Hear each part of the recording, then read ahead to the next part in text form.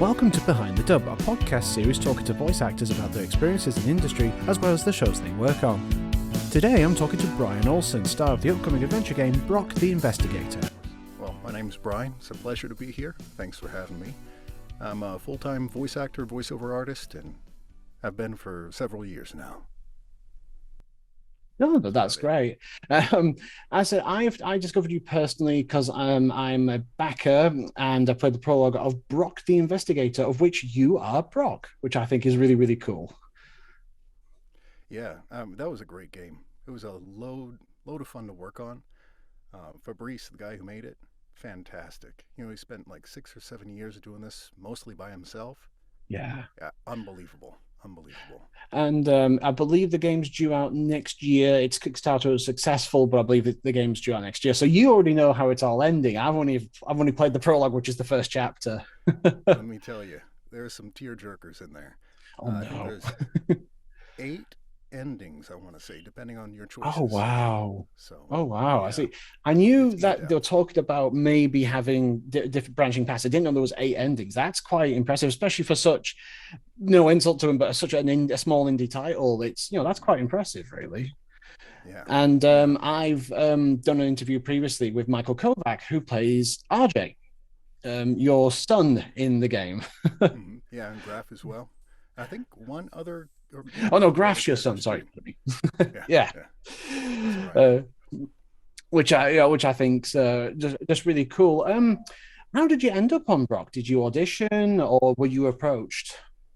I did audition. I was marketing and stumbled across some of Fabrice's or Cowcat's games, and I was like, you know what, I'm gonna reach out to him like I do with many indie studios. And then he responded. He said, hey, yeah, I'm actually looking for voice actors soon.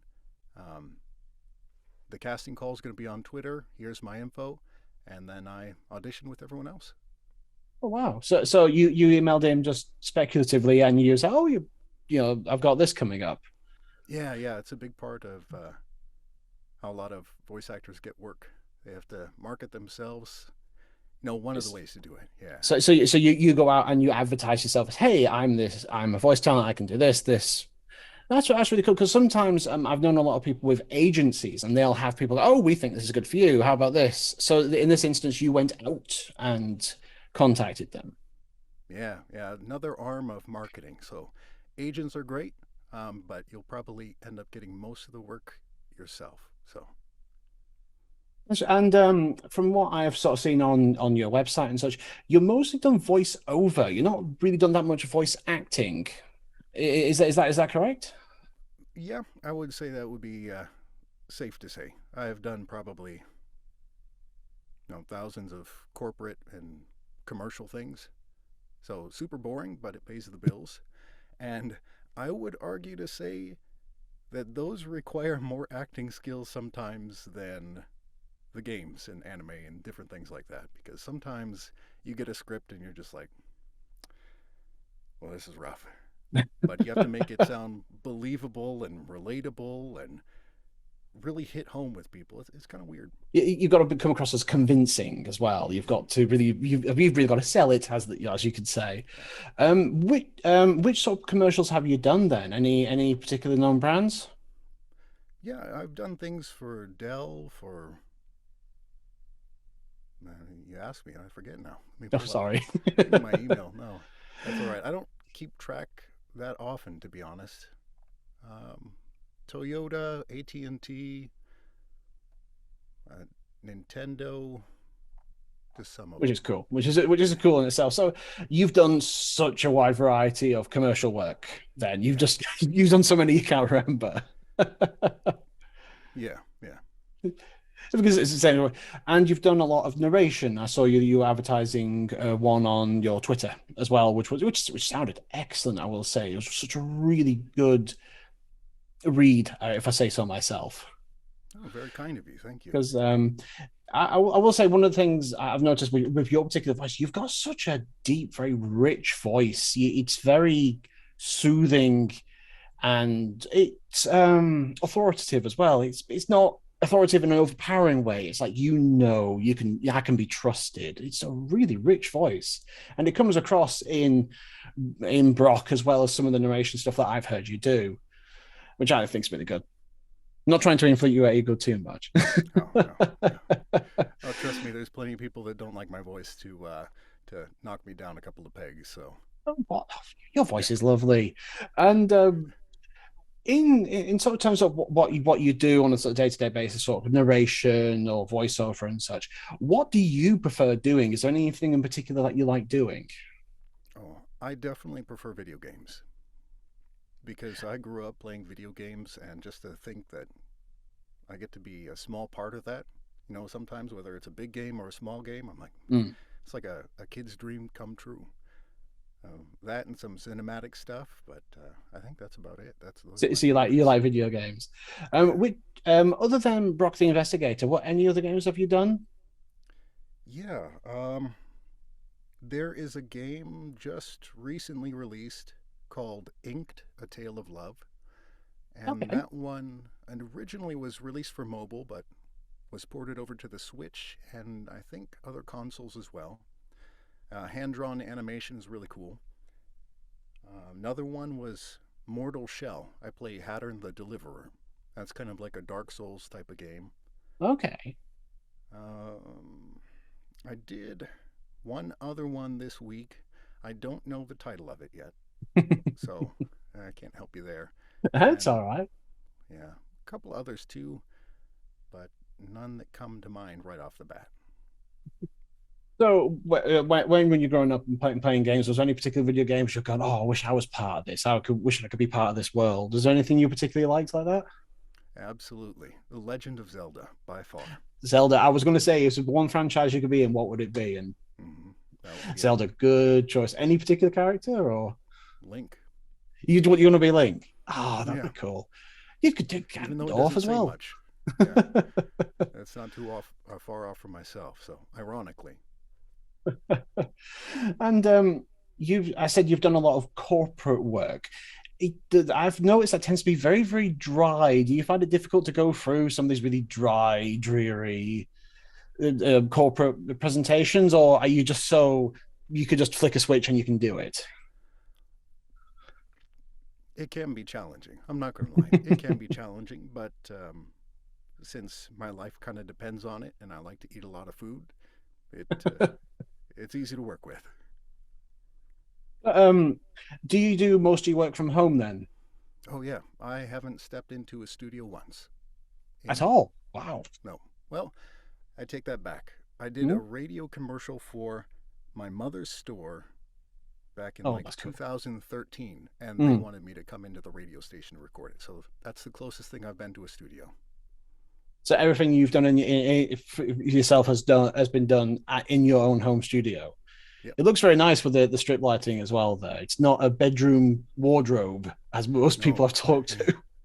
Yeah, I appreciate it. This one, it looks good in pictures. I liked my other one better. Um, but for the sake of convenience, I got a Studio Bricks one, which is modular, so it goes together kind of like Lego bricks. So really Oh, cool, okay, yeah. really heavy. Oh my gosh, it takes like 2 to 3 people to get set up, but um, yeah, it's nice. I got it because I rent, and if I were to build something, I'd hate to have to tear everything down because the Oh, yeah. landlord's like, you can't do that. So You went know, with you this can't put option. nails in the wall. So yeah, Mm, I've been in a landlord situation. I know exactly what it's like. yeah. And how many hours do you say you work in an average day? Are you in the studio all day, or is it maybe a couple hours here and there? How in the studio, I'd say just maybe, well, it really depends, but I'd say an hour to two a day. The rest of it's emails and paperwork, invoicing, reviewing contracts. That's a big thing, making sure there's nothing in there that I don't agree with, and a lot of the boring stuff. Like I'd say, like recording is 10 to 20% of the work. Everything else is stuff you don't want to do. Because some people's sort of understanding of doing voiceover or voice acting is you just get in front of a microphone and you read a script and make silly voices and that's it. You're off and you can go off on pizza, but you don't really learn about. You have to go through the contracts, do the NDAs and that. So I'm not a voice actor. I wish I was, but it's like you don't really learn about that side of the whole shebang. It's something that never really gets discussed, really. So it's like, Yeah, what, it's paperwork? yeah, it's not glamorous by any means, and I think that's one of the appeals of having an agent. Is a lot of times they take care of that stuff for you. Yeah. Um, while I do have agents, I don't rely on them for work, so I have to do a lot of that stuff myself, and you know, it's just part of the process. You learn it, just like a job, like anything else. Yeah, there's ups and downs, but sometimes you just got to do what you got to do. And this Well, is just my experience, by the way. I yeah. can't speak for everyone else. So Oh I'm, no. I'm very, from what I understand, a very unique way that I got into this because I don't actually know anybody that does this. So Really? Oh wow. yeah, You can't be on your own, surely. I had YouTube for help. That's how I started. I Googled it and I watched a lot of videos on YouTube. And I was like, I understand the marketing part, the customer service part, the Mm. technical part, and the reading part. I was like, I think I can throw this together and make it work.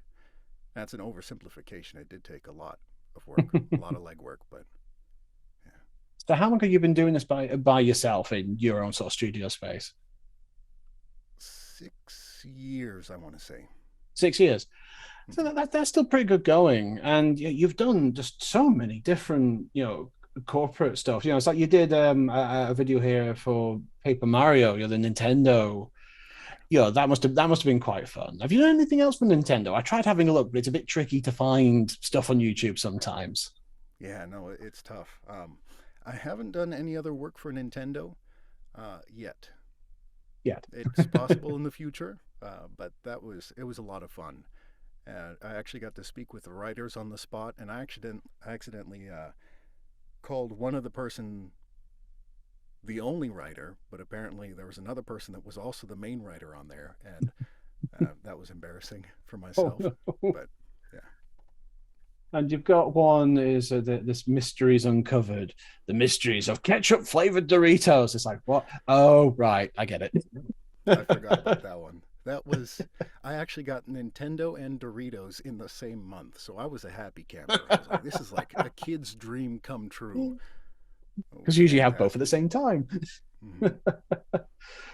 And it's very interesting to see the ranges that some people have because I've talked to some guys who have done a lot of like anime and a lot of video games. Yourself seems to have just done so much narration and commercial work. It's probably would you say it's like the bulk of your work is commercials? Yeah, commercials and corporate work. And from my experience, that's like the bulk of all voice work. Like I just know of one smaller organization, they pump out over one video a day. And that was 4 or 5 years ago. Like there's so many other companies making so many more videos and training material and commercials and marketing things, and video is such a huge, I can't even think of the words for it right now. I mean, it's such a big tool for everyone now that there's way more work for people to do voiceovers than there are people that actually do it. So while So it may there's seem like a more. flooded market, there's a flood of jobs.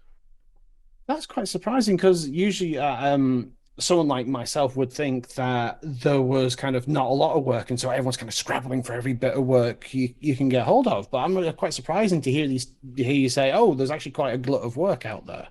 Oh yeah, no, there's tons. And I think a big part of it is a lot of people try to limit themselves to one area. Like you have the internet, so your marketing places the whole world.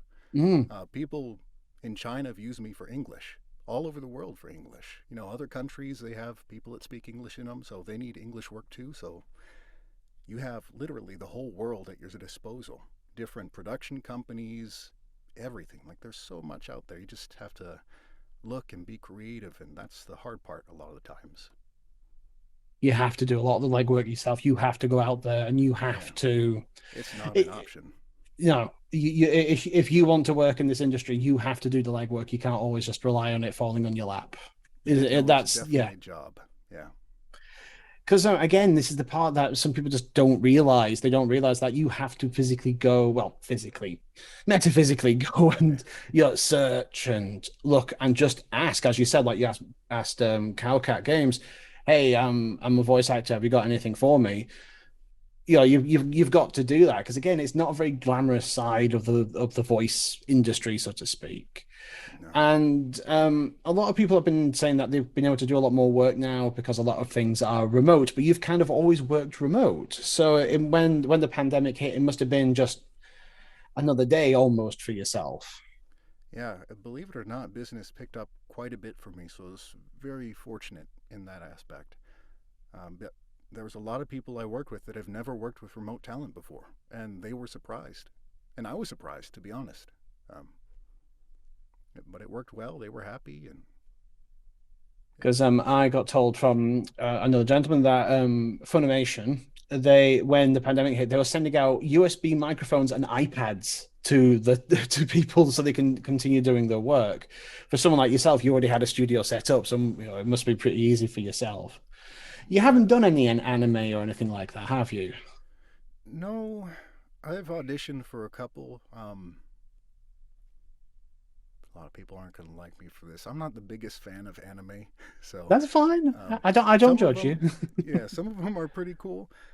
But a big thing for me is also the amount of time that it takes to do it and the pay for it too, because it isn't the most lucrative type of work you can do. So There's a few as a people that said that, business, I have to prioritize different things to make sure that my bills and things are covered. So that's kind of on the back end of things if I look at an anime. Or if it's just something that really interests me, then I'll be like, yeah, I'm interested in doing that.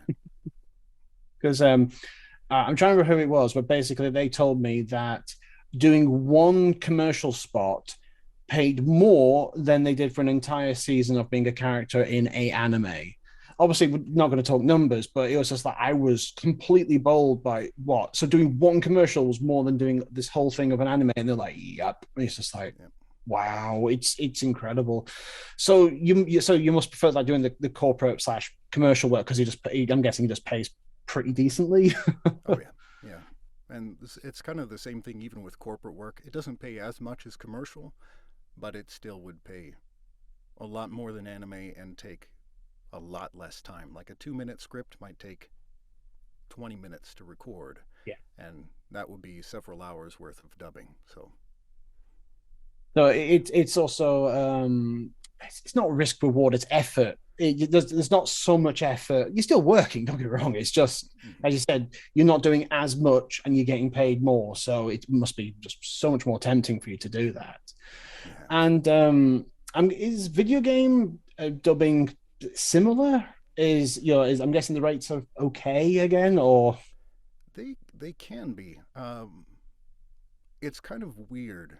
I've seen like crazy different opposite ends of the spectrum. On one hand, you may have a larger looking game that pays peanuts, and then you may have an indie game that pays very well. Whereas AAA games are going to pay quite a bit, but it kind of seems like the I don't know, like the pay for that's kind of falling behind considering how large the industry is getting as far as yeah. video games go, like surpassing the film industry. So a little different there, but yeah, I mean it ranges wildly.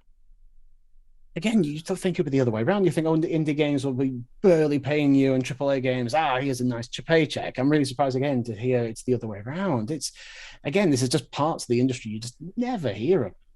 And you're Yeah, saying, well, with video games, there are some video games out there that have made more than some multi-million-dollar movies out there. Like the likes of Red Dead Redemption 2 or Grand Theft Auto 5 that have made crazy amounts of money, and they made more than some movies. So again, so it's just the in terms of becoming the voice actor, the voiceover artist that you are, was that something you kind of always wanted to do, or is it just one day you kind of went, I want to do this? Did you always want to be?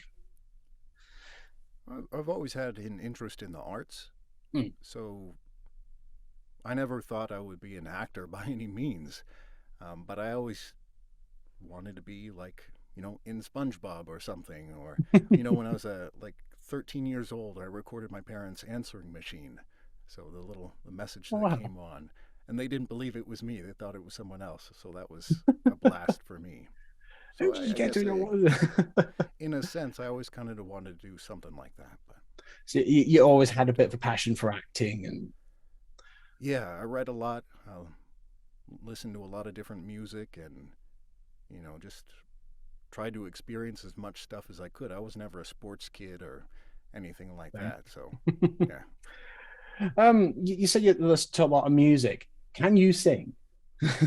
I don't think so. I mean, I've been hired to do it. I'm like, well, Really? if you're paying, I guess. So, Because I found with some voice actors, they want to ask, "Oh, can you sing?" Some go, "Oh, yeah, yeah, yeah, I can sing. I used to do it in college and all that." And other people go, "No, don't ask." yeah, I, Yeah. I mean, I guess I'm not awful. I wouldn't call myself great at it by any means, but I, Well, anyone who's heard me sing, I'm okay flat, so it's not particularly great. So you see, you're doing this for around 6 years. Has anything interesting sort of happened to you? Is there any sort of stories that you could particularly tell of really interesting sessions, or something strange has gone on, or just really strange roles that you've done in the time? oh, one that comes to mind immediately was the most terrifying session I ever had. Okay. I was still fairly new. It was maybe my second year in, and I had a recording session with this studio in France. And I don't speak any French at all. I'm Okay. terrible Yeah. at it. Like, I see French words, I'm like, yeah, I can't read that at all. If it was Spanish, Italian, or Portuguese, I could kind of make sense of it. But French, nothing. There was like 7 people on this session, and only one of them spoke English. Oh. Super thick French accent, which was great, but it was terrifying in a weird way because I would say a line and then they would all start talking, and I'm like, oh, I screwed it up. I screwed it up so bad. I screwed it up so bad.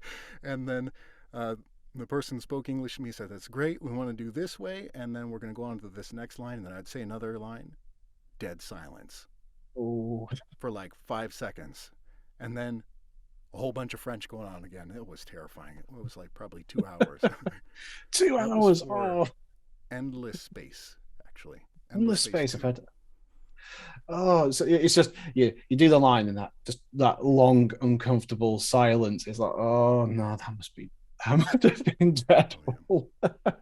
Yeah, and I um, actually didn't have lights in my studio at that time because I was working out of a different one at my house. yeah. And I was like, yeah, I don't need lights. I don't do any like video stuff with people. And they're like, yeah, you turn on your video, it'll be fine. I'm like, well, Uh, okay. just the glow from the monitor then. hmm Have you done any audiobooks? Because you've done a lot of voiceover narration. Have you done any audiobooks? I have. I can't remember the names of a lot of them. I try my best to avoid audiobooks if possible for the same reason of anime. Like, I have such respect for those people that love doing audiobooks and do a fantastic job at it because the amount of work that goes into those, unbelievable. Unbelievable. Like, you have to read if you want to do a good job, you have to read the whole book beforehand. Like, you have to know the book. You have to know the characters, everything in it. You have to separate the voices if you want to do a good job. There's a ton of work. Like, if you wanted to do an okay job and just kind of read through it, you're probably looking at 4 hours worth of work to make one finished hour of audiobook. And the pay for that is considerably smaller. So, Because you've got many, many, many hours of book to get through. Because you see, yeah, because I'm a fan of audiobooks, and even it's like fairly slim books can still be 6, 7, 8 hours long. mm-hmm. And it's just like you do wonder, oh, is this this poor artist stuck in a booth for 6, 7, 8 hours? But as you said, I've kind of learned that no, you kind of do it in bits. You can maybe do like a chapter and then you edit it down, get rid of the breathing and such. It sounds like a right old, for need of better words, pain in the ass. Yeah, it can be. It It can. can I be. mean, they can be fun, but it's not really my cup of tea, especially if you get a commercial job right afterwards and you make more in 20 minutes than you did in, 60 hours of audiobook. So So that's still so insane to me that commercials, even though they're so shorter, they pay so much more. Like, it's just insane to me. That is just, oh yeah, wow. it doesn't really make sense to me, but I'll take it, I guess.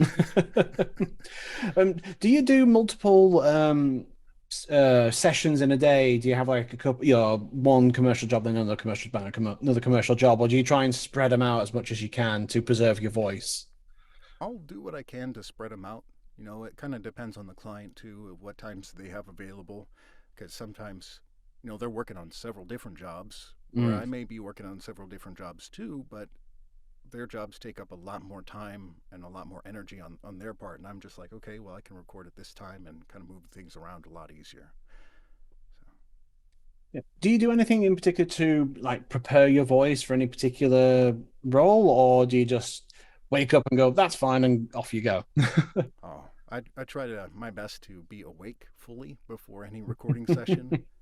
I don't typically eat before a recording session Okay. just because it can increase mouth noise, or if for some reason your body just decides it doesn't like the food you ate that day and your stomach's a little grumbly, that doesn't come off too well. It's kind of hard when you're reading a script and something else is growling at you.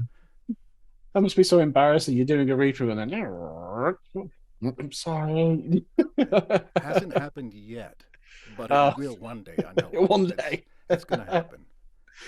Oh, because I was going to say, have you had anything like really, really embarrassing happen to you whilst on a session? Yeah, mixed up time zones. Oh no. It's happened twice in 7 years. One was my fault. Another one was not my fault, and both were extremely embarrassing. Like it's Oh terrible. no. It happens. I wish it didn't, but It's just time zones. Time zones even my bane because it's like, what time is in Central Zone? Right, world time, buddy. Right, this time. Yeah, mm-hmm. it's a nightmare sometimes. What gets And so, me is when you get the ones that have the half hour increment. Like I worked with oh, one studio in India, I think it was, and they were like, I don't know how many hours, but it was X amount of hours and a half. That's what? different, but Damn, I've never known that. I've always known the full just round hour ones. Oh, so you're up in Chicago. Is it Chicago? Florida. But Florida. I say It's Chicago Chicago time time. because yeah, that's what's messed me up in the past. Is I say I'm in Florida in the Central Time Zone. They just say Florida. Okay, Eastern Time Zone because there's only about Yeah, it's this yeah. much of Florida in the Central Time Zone. I've been to Florida once. I was up in where's it? Pensacola, right up on the Okay, Panhandle where it yeah, joins. that's about Um, 40 minutes from me, so not oh bad. wow, Yeah. you haven't got any crazy people around, have you? There's always something that news. Florida man's done this. It's like, oh no, not again. It's always Florida. Mm-hmm. So again, you're not in LA or Dallas. They're the two that seem to be the most popular places for voiceover artists to congregate. Is it just you want to stick in Florida and you're fine with your niche, or would you move to one of those places? I can't say I'd like to move to one of those places, to be honest. I'm not a big fan of city traffic. I, Ah, I can't do it. I can't do it. I've been to Atlanta, I've been to LA, I had some family in Dallas for a while, and it's just not for me. Like the just no. opportunities would be fantastic, don't get me wrong, but I would rather live out in the country and farm or something. just have your own farm out in the middle of nowhere. Mm-hmm. It's a And bit actually, like I technically am in LA. Weirdly enough, they call this area of the Panhandle LA, which is Lower Alabama, oh right, okay. I was going to say what? Yeah, okay, not the Lower prettier Alabama. Yeah, I LA. can see that. Yeah, I can see that on where on the bin. Because I was going to say about living out in the middle of nowhere. It's a bit like myself and my husband, where we may be thinking about going out just away from the city areas, so it's just not so crowded and all. Not that it's crowded up in Finland. I live near Helsinki, which is the capital of Finland. So obviously it's the capital. Everyone's there. It's a bit busier. So we want to try and be a bit further out for just quietness sake. Um, so have you lived in Florida all your life, or did you move there? No, I moved here probably. Yeah, asking tough questions. I have to think about these. Right. Um, I was probably 13 when I moved to Florida, and before that, I grew up in Minnesota. Well, Minnesota's lovely. I'll say that. Yeah. Definitely lovely. Again, been a long time. I did a big trip in the US about 2005, so it's been a while for me. Wow. And would you actually want to do any physical acting? Have you done any actual physical, like on-screen acting at all, or do you just prefer being a disembodied voice, as they say? I'm a big fan of disembodied voice. Huge fan of it. I'm not a big attention person, to be honest, so I try to avoid it as much as possible. There has been a couple of times where I've gone to some on-camera auditions just to try it. Like it would be cool. I'm more interested in motion capture though. I think that would be a Oh, blast because that's voice acting and moving, but your face isn't really there unless they use your face. unless they put all the dots on your face in the actual face map, because they did it for like trying to think of a game, like Uncharted or The Mm-hmm. Last of Us, where they actually had the talent in the body suits, and they had cameras on their faces to get all the, because Troy Baker and all the North did all that sort of thing, which was really cool. I would be interested in doing that sort of thing myself, because I've done some acting in college, and I've been in a commercial where I got filmed. Basically, this commercial, my twin sister who worked at the store, which I also worked in, she said, "You only got it because no one else wanted to do it." He's like, thanks for the, it's not like I'm trained, in college. No, it's not because no one else wanted to do it. Yeah, I heard So that. I listened to that in the podcast. I was like, yeah, that explains it. But that's cool though. That's not a lot of people get that opportunity. no, and unfortunately, I've been trying to find the thing, because I mentioned, oh, I'll need to try and find it. No dice, and it's just like, oh, shame, because that'd be great to pull out and go, look, I did this, and yeah, well, it's just life, trying to find a DVD that you left in the living room like nearly 20 years ago. Go, go figure. Oh my goodness, it's kind of tricky sometimes to try and talk about sort of things sort of within the industry, because just again, just not a lot of people just seem to want to talk about. They don't want to talk about the paperwork. They don't want to talk about the NDAs. They'll mention that they're under NDA, but they don't want to talk about what it's like and having to deal with all this paperwork. Without giving much information, I'm under two NDAs myself, and it's just like it's a weird thing when you want to try and advertise yourself, you want to try and mention something, and you're held back, and you just want to be like, I want to mention this to the world. I'm guessing you've had that sort of feeling of you want to tell everyone and you can't. Oh, absolutely. Yeah. But It, kind of on principle, I do my best not to discuss any work, regardless of NDA or not, just to kind of okay. respect the privacy of my clients. And it just makes it easier on me because then I don't have to remember which one I can and can't talk about until it's actually released and known publicly that it was me. Then I'll be like, okay, yeah, I'll talk about that. But That's a good mantra to have, actually, because some people are like, the moment the NDA disappears, they're immediately out there trying to go, I'm in this. It's oh, so would you say that Brok is your first big lead, or have you done something else that was, you could say you were a lead character in before? I've been lead characters before. Like that Inked game was probably the most recent lead character. Actually the only voice in that game. Oh wow, that's quite an honor. But yeah, it was pretty cool. Great guys from Croatia, actually. Really nice. Great music, too. I highly recommend it. But Brock, I would say, was probably my biggest lead. That was 5 or 6 hours worth of audio, I want to say. So Wow. there's a lot of voice acting in Brock. I mean, tons. For an indie game, I'm blown away by it. Like I can't say enough about his work ethic and his passion and everything he put into that. That's why I took the job because to be honest, and I've told him this before and other people know this, I almost didn't take the job because of the rate. But his work ethic, his passion, how kind he was, how reasonable he was and understanding. He was just easy to work with.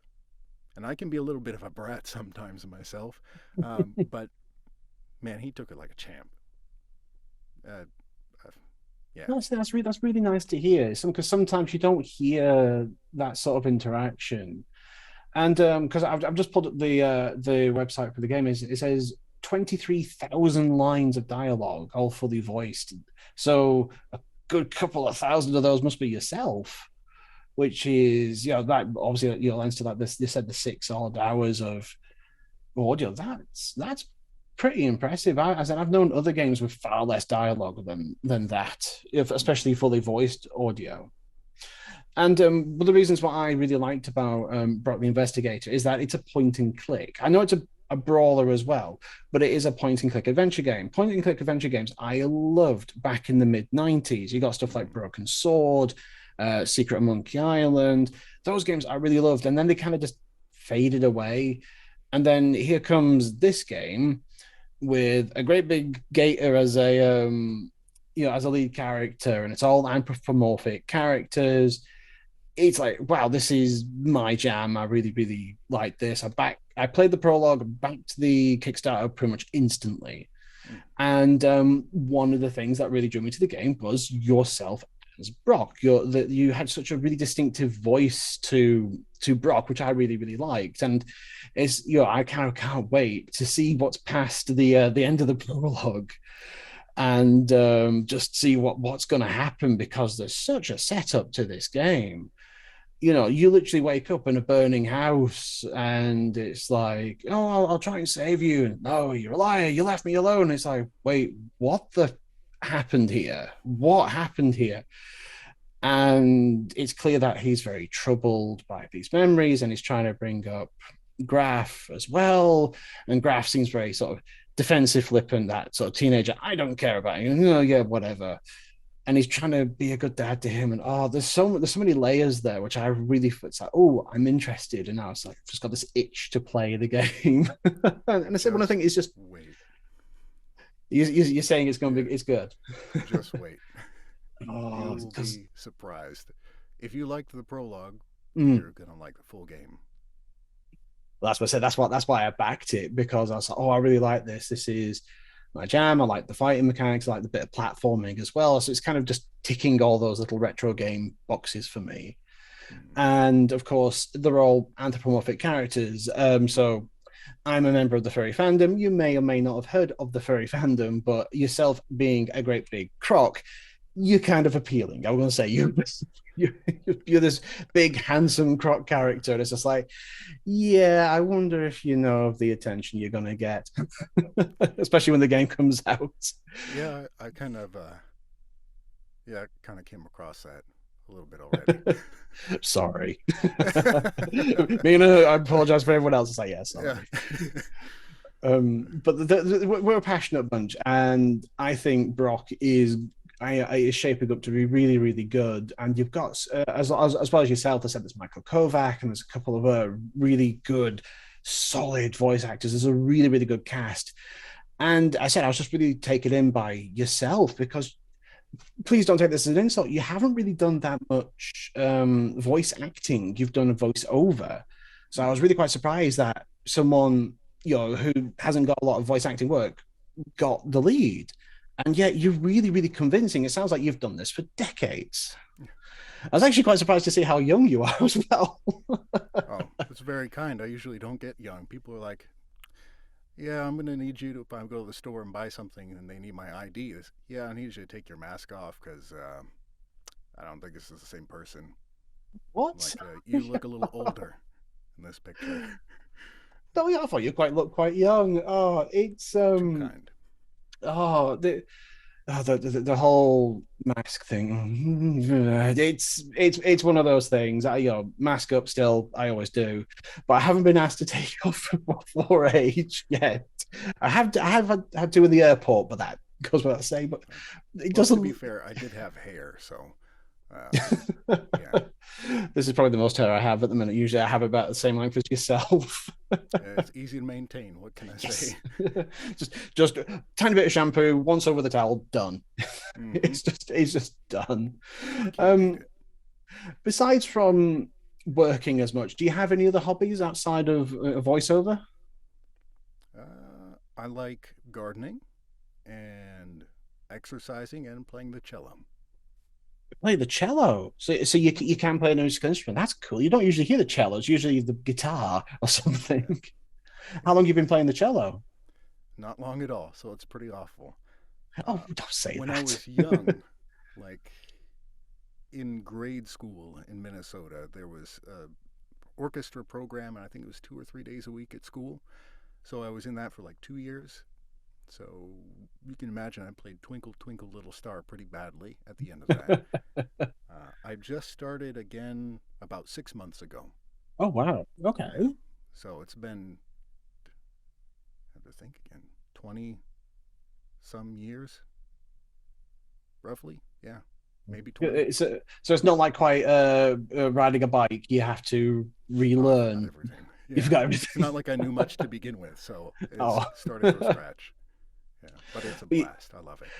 you say it was an orchestra program. I know in my high school or secondary school, the we had this hearing test, or and we had I can't remember what we had to do because we had this hearing test, and if you were good at it, then they would let you be they'd let you learn the violin. And it was just the violin, and I remember we all did it. I don't know why we all did it, and then it says, "Oh yeah, only these people got picked for the violin." And but it's like, why only the violin? It was just, "Oh yeah, we'll give you lessons to learn the violin." What? It's one of those weird things. That's a tough one to start on, too. I mean, you get some high notes on there, a little screechy, and I No, mean, no. after some practice, it sounds fantastic, but the first practices probably sound a little rough. I mean, they do on the cello, and it's a lot lower, so. I was going to say the cellos are much sort of lower in tone. Mm-hmm. Oh goodness! So, did you do a lot of performing arts in school, or creative? No. No, well, I was in a couple of plays in like kindergarten and grade school. That was about it. Yeah, So you're I was probably Joseph homeschooled in the Christmas actually Party. after. Yeah, yeah. After sixth grade, I was homeschooled, so I was, you Oh, know, okay. just home all the time. No Yeah, real my arts programs there. because my older sister, her children, she's homeschooled them all now. She took them out of state schools like ages ago, and they're all homeschooled. So I've always learned from what I've always heard about homeschooling that it's just a so much better experience than being in a strict regime of a classroom. I was in just regular school constantly, and I will say that my years in high school were dreadful. Because I don't like sports. You can guess the rest. I don't need to. You can fill in the blanks, but oh goodness gracious! But a lot of the escapes I had were with video games, and I did always like the ones with voice acting and that, which in the sort of early '90s weren't many. But when you got games like, for example, Broken Sword and the Shadow of the Templars, I can't remember what it was in the US. I think it was called Circle of Blood, and it had a fully voiced cast. And I really, really loved the fact that these characters were talking. It wasn't just text on a screen; it was proper, speech. And I always really liked that. And I've always secretly wanted to be part of a video game. I'd love to do a voice in anything like that. I say I've got a face for radio because whilst I like to act, I don't think much of this. so that, No, I think um you'd do a good job, especially with games. You know your gestures, they're real natural. You have different facial expressions just talking. All of that is needed with voice acting because if you just sit there and read a script, just reading words, there's no emotion. You have to have it in your face. People have to hear your smile. They have to hear yeah. your eyes do different things and gesturing and moving just like you would on camera or in person. That's what it is. Like how you would act in person on a call or conversation with someone. That's all you do in a microphone. I I mean, remember that's when. oversimplifying it, but yeah. No, no, no. I get you.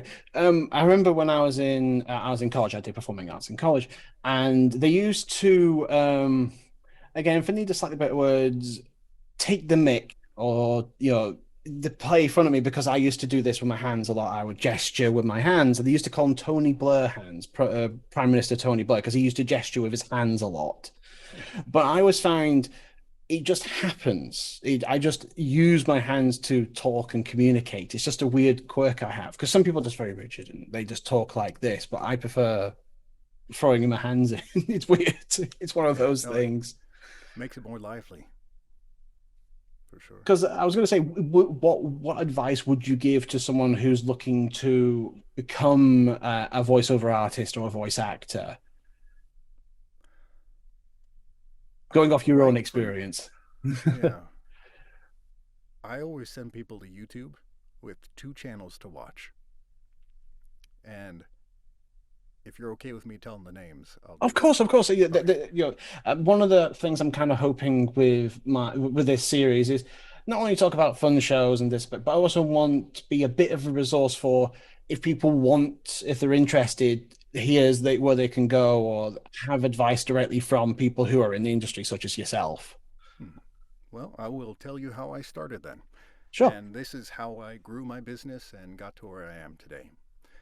I watched the videos from Bill Dewey's. That's the name of his channel, Bill Dewey's. Hours and hours of videos on how to get into the voiceover industry, how to set up your studio and different things like that. And the other channel is Booth Junkies. Move Mike chunky like Delgado. that. Yeah. Great resource for tech, microphone comparisons, using your DAW, your digital audio workstation for recording. Between those two channels, you will have hours and hours of education in this industry. And if you can't sit down and watch those videos to learn about doing this job, then you're probably not going to have the patience to last in this industry. That's what I tell people because it is hours of videos and you have to apply what you're watching. It takes a lot of work, but it's a career change, and any type of career change takes a lot of effort. But I've told people that those two channels, and they brush it off. They're like, oh, well, I guess they're hoping for some magic pill, but that was the magic pill. It's just a little harder to swallow. Yeah, as you said, you've got to put the time in. You've got to learn. You've got to see. You've got. Yeah, that's really really good advice. Because again, there are some people out there who just think they can just walk up to a studio, audition maybe, or just get a character, make silly voices, and walk off with a fat paycheck. And it's like it's not like that. Mm-mm. Even as someone as myself who is not in the industry, I am not a professional. I am doing this whole thing as a hobby. It's like, even I know that there's no magic solution, there's no magic pill, as you said. Sometimes someone may get lucky and suddenly they're propelled into the industry, and that's great for them, but that maybe happens once a blue moon. If you're just a regular person, you have to work hard. And hearing advice like what you just said, it's like, look, there's all these hours of videos, watch them. This is your best source of information.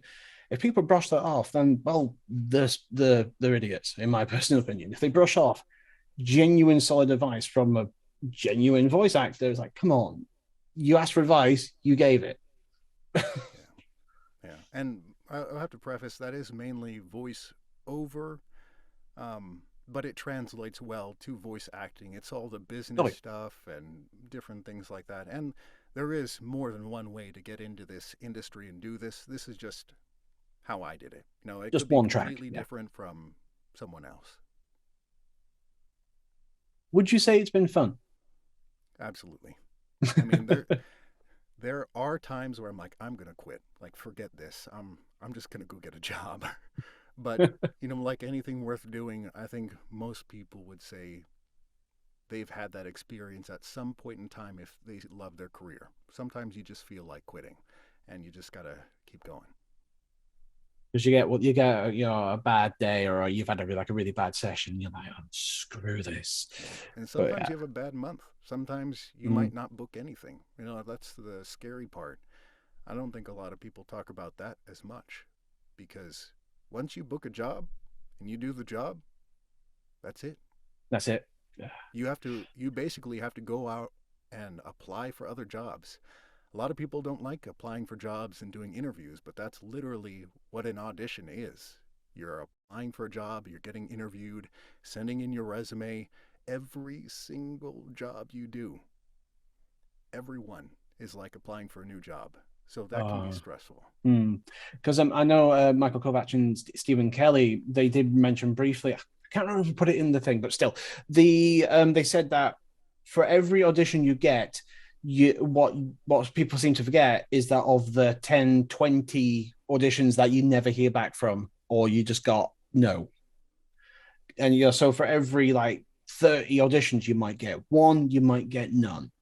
And again, it's just something that just isn't talked about. Where you're probably auditioning every single day, trying to sell yourself every single day.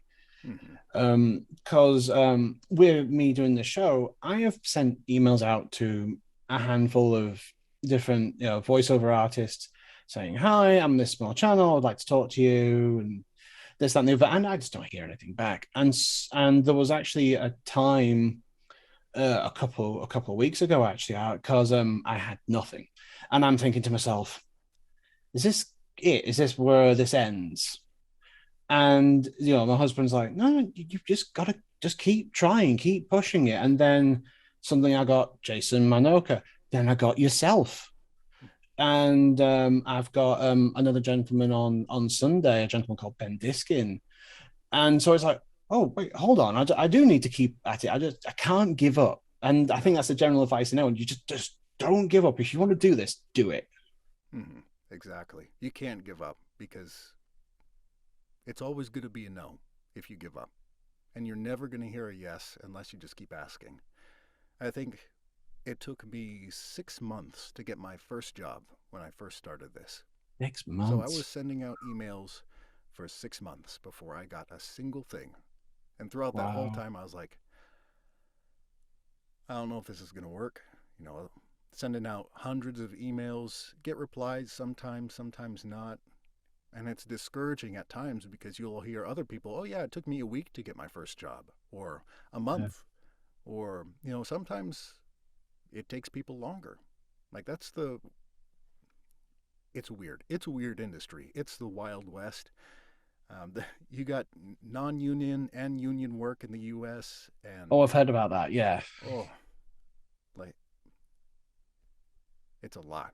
it's a lot. It's Yeah, an, yeah, the because I Wild West know. is the way to describe it. Yeah, I think I've heard someone else mention it as kind of it's the Wild West of voice acting out there, because you really do have to sort of make a name for yourself. And you talk about like union, non-union work. You just reminded me of a video game, Metal Gear Solid. Now we now know today who these voice actors were, but back then, because they were part of the union and it was a non-union job, they had to take pseudonyms. And apparently that was quite prevalent in the 90s of them taking pseudonyms for like anime, video games, and that. But these days, that's not as common, I've noticed. That's what I've heard. Yeah, I can't speak from experience on that, but I've Mm. heard similar things. I think a big part of that is there's so much growth, and like we talked about earlier, with all the extra videos and things coming out, indie games, people being able to make games from their home, Mm. like there's just an influx of work, and most of that, like 90% of it, I'd say, is going to be non union because you can't expect someone who's making video games in his house to have a budget big enough to hire union actors No. where the minimum fee for video games per SAG AFTRA's contract is like $800 for the first session. So, Wow. like, and I'm okay with saying those numbers because those are on SAG AFTRA's I was going to say website. they're the Like, you can proper look ones, up the yeah. contract. Yeah. And it'll have everything listed there. Because I have seen some smaller productions, shall we say, I'm not going to name names, and it's like this character, X number of lines, and it might be like $40, Mm-hmm. or whichever. And it's just like you think it's just, well, that's not. a lot, that might cover some food, but that's not exactly Hmm. you can't, that doesn't necessarily pay the rent. And so it must be really tricky sometimes to try and get enough work to keep a roof over your head. Yeah. Like it is a And lot of work. I think that's understated. It's constant work. It doesn't stop ever. yeah, So you have to keep going. because you can't exactly just take on a single job and go, well, that's me done for the month. It's you have to constantly keep pushing, and it must be really stressful sometimes if the work's not coming in, and those bills just keep piling up. So it's like it must be really difficult sometimes when you're in the lull of work and you're thinking, oh, am I going to be able to do this? That must be so stressful for you. Yeah, it can be. That's where responsibility is also a huge part of voice acting if you want to do it for a job. Because when you get the job and you get paid, you got to set aside money for taxes because they're not Mm, going to take that out unless it's union work. And then I think they do it. Not 100% sure on that. So taxes, and you have to save. You can't just spend it all because you don't know when or where you're getting your next job. exactly. It's Yeah. crazy.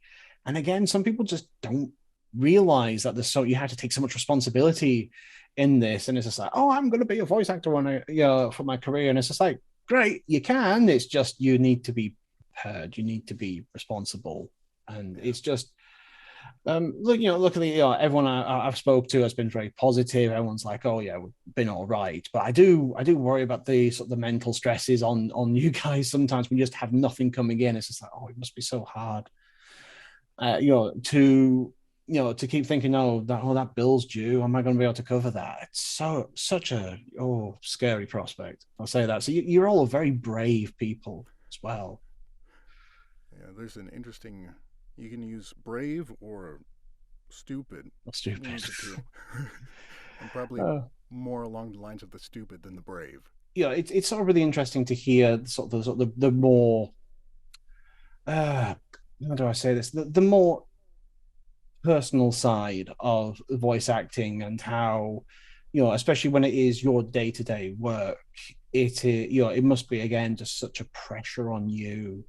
Do you have any sort of particular ways of, going on with it, or is it just stiff upper lip and you just work yourself through? I'd like to say stiff upper lip, but that's not really the case. I try to do my best to eat healthy and exercise regularly. That's a really big part of helping keep stress down.